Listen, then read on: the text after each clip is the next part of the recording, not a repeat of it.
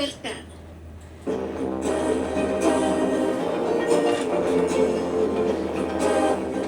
Bien, pues ya nos explicaste una parte de la primera cambio que le hicieron, ¿no? Ahora, de acuerdo al proceso legislativo, se tiene que regresar a la Cámara de Diputados.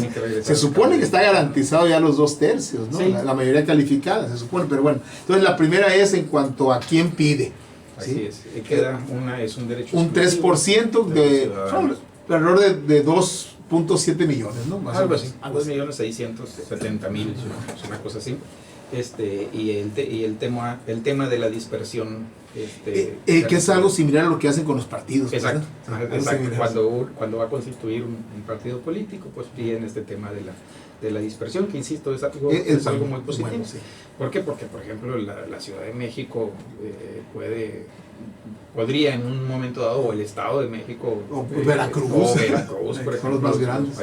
los estados más grandes, llevar solos una revocación. Pero bueno, otro cambio muy importante es que la única autoridad responsable al 100% de este proceso va a ser el Instituto Nacional Electoral. Es decir, Le gustó mucho a nuestro presidente, pero sí, sin embargo, pues desde mi perspectiva es algo muy positivo. Muy ¿Quién positivo. más para organizar un proceso de esta naturaleza que el Instituto Nacional Electoral, que tiene toda la experiencia, que tiene todo el personal para poderlo llevar a cabo? En fin. Bueno, una vez que el número de ciudadanos que estamos hablando decide hacer esta solicitud, lo va a poder hacer concluidos los primeros 3 años. Tiene 3 meses para solicitarle al Instituto Nacional Electoral que inicie el proceso de revocación de mandato. Es decir, se acaban los primeros 3 años y en los siguientes 3 meses tienes que conseguir el número de firmas y decirle al Instituto Nacional Electoral: ¿sabes qué? Queremos someter a este gobernador o gobernadora o a este presidente o presidenta a un proceso de revocación de mandato. A partir de ese momento, el INE tiene 30 días para hacer la verificación. Si, digamos, el Instituto Nacional Electoral es el dueño, digamos, del padrón, de la lista nominal, pues quién mejor que el INE para hacer precisamente la verificación y que no suceda lo que pasa, por ejemplo, en muchos partidos políticos, que al rato se convierte esto en un problema terrible porque no tienen cómo verificar si el padrón era válido, si no, quiénes entran, quiénes no. Pues el INE es la autoridad responsable de eso. 30 días después hace la verificación y entonces ahora sí nos vamos a lo que es el proceso de votación. Es decir, el INE monta todo el aparato de recolección de votos a lo largo de todo el país. ¿Para qué? Para verificar si el ciudadano realmente quiere que ese funcionario se quede o se vaya. Lo que hay que decir también, y eso también es importante, es que para que este ejercicio de democracia directa sea efectivo, requiere que al menos salgan a votar el 40% de la lista nominal.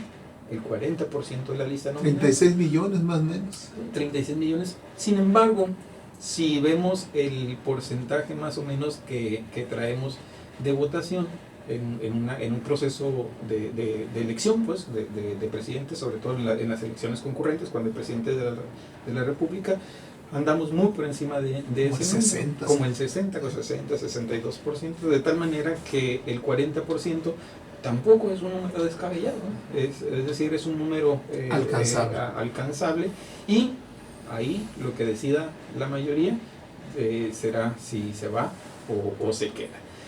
¿Qué pasa si el ciudadano dice: presidente se tiene que ir? La propuesta original decía: será el secretario de Gobernación el que entre en función. Y dice: pues, ¿cómo?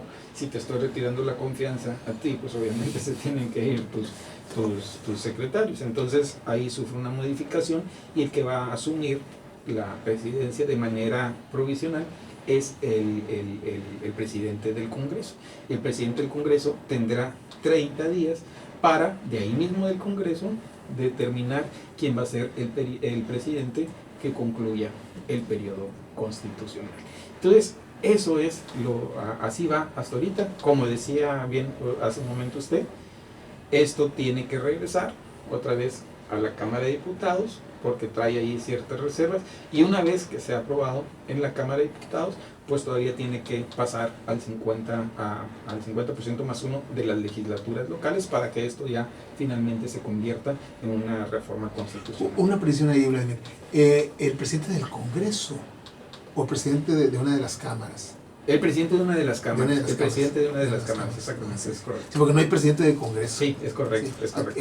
La Cámara de Diputados tiene un presidente. Es correcto. Y Sí, el Congreso de la Unión son las dos cámaras, sí, precisamente. y en la Cámara de Senadores tiene, Senado. que es una presidenta, creo, ahorita. En este momento es una Es una presidenta de Tabasco, por cierto. Así es, Sí.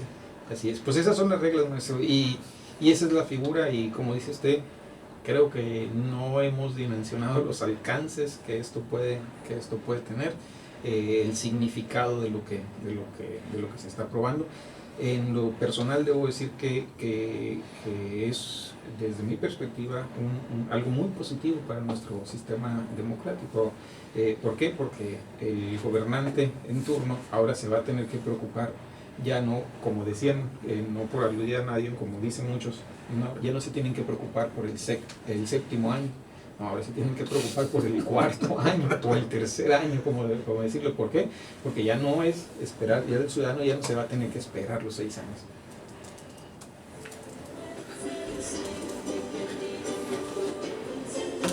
Bien. Como el tema es muy interesante, te voy a robar unos minutos, Vladimir. Vamos a tomarnos su separador, lo vamos a colocar. Vamos a escuchar otra canción de Manuela Torres. Te voy a enseñar a querer. Es muy buena promesa de Manuela Torres, ¿eh? Te voy a enseñar a querer. Y vamos a regresar. Ahora sí, ya hizo su planteamiento muy bueno, muy brillante el maestro Vladimir. Vamos a hacer algunos comentarios, algún intercambio aquí para ver si podemos ahondar un poco más en lo ya de por sí que ya profundizaste tú, pero hay elementos un poco de la historia de esto, un poco del futuro, comparativo con otros países, y vamos a seguir con este tema. Perfecto. Manuela Torres, y ahorita volvemos con el maestro Vladimir.